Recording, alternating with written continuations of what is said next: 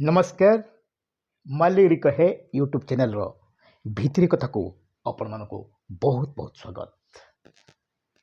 वर्तमान ओडिशा राजनीतिर गोटे ट्विस्ट आसीछि। से ट्विस्ट है जे बीजेपी एवं बीजेडी मध्य आगामी निर्वाचन रे मेंट हब कि नहीं। जदियो भारतीय जनता पार्टी रो ओडिशार सभापति मनमोहन सामल पूर्वर कही आसुथिले जे बीजेपी ओडिशा रे एकाकी लढ़ी सरकार करिबो एवं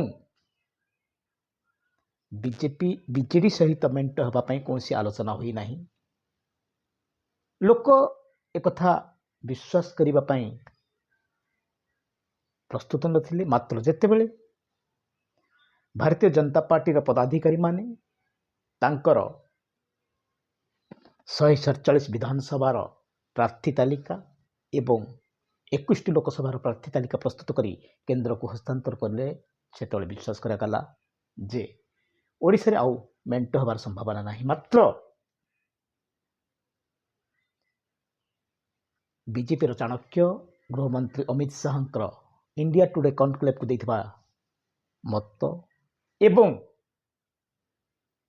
5T रो अध्यक्ष भिके पांड्यान को एक न्यूज चैनल को देथिबा मत पुनर्बार मेंट हेबार संभावना को एडे दिया जाई न पारे बोली स्पष्ट भाव में जना पड़ी। कारण ओडिशार निर्वाचन प्रायतः मे मध्यांतर रे हेबो एवं यार प्रक्रिया आहुरी आज ठारू मासे पर्यंत मध्य बाकी अछि। तेणु ए मासे मध्य रे जे बीजेपी बीजेडी रो मेंट न होबो यार कोनसी ग्यारंटी नहीं। तबे एफे चिंता करिबा जे काहे कि एक संभावना मध्य देखा देइछि जेतले कि बीजेपी बीजेडी मेंट हेबार संभावना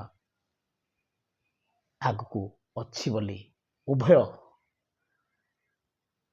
केंद्रीय नेता अमित शाह एवं भिके पांड्यान को मतरु स्पष्ट बारी ही जाउछि। इंडिया टुडे कॉन्क्लेव को जेतले पचरा गला जे ओडिशार शासक दल एवं प्रमुख विरोधी दल बीजेपी और बीजेडी मेंट कहीं बा हेबो ना नहीं से संपर्क कही।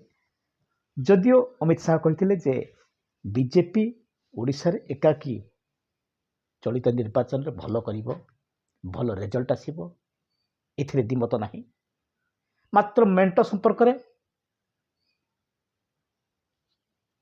प्रधानमंत्री बा दलर सभापति हुए तो निष्पत्ति नहीं पारंती यह कही से कथा को एडी जाइथिले। मात्र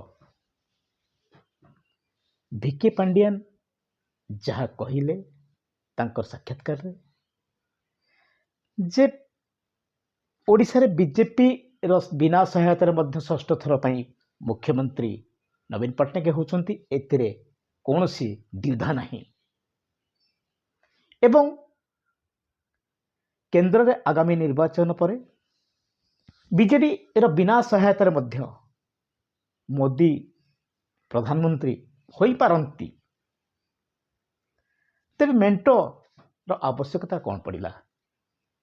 मेंटर आवश्यकता एथिपाई गणित को भित्ति करी होइब नहीं। एइटा दुईटा स्टेट्समैन का संपर्क रु सृष्टि होची। उभय नेतांकर स्टेट्समैन कर संपर्क दृष्टिकोण रु हुए मेंट होई पारे। कारण प्रधानमंत्री नरेंद्र मोदी एवं नवीन पट्टनायक मध्य एक भल संपर्क अच्छी। से कथा मध्य प्रधानमंत्री चंडीखोल सभारे सूची देइथिले जे नवीन पट्टनायक ताकर मित्र संबोधन करी एवं लोकप्रिय मुख्यमंत्री कही से भले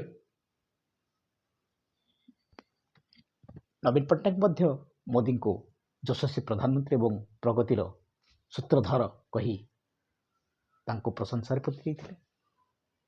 ତେବେ ମେଣ୍ଟ ହେବ ନା ନାହିଁ ଏହି ଦୁହିଁଙ୍କ ନେତାଙ୍କ ମଧ୍ୟରୁ ମତରୁ ସ୍ପଷ୍ଟ ବାରି ହେଉଛି ନା କେଉଁଠି ଏବେ ବି ସମ୍ଭାବନା ଅଛି ମେଣ୍ଟ ହେବାର। ଆପଣମାନଙ୍କ ମତ କ'ଣ ନିଶ୍ଚୟ ଭାବରେ ଜଣାଇବେ। ରହୁଛି, ନମସ୍କାର।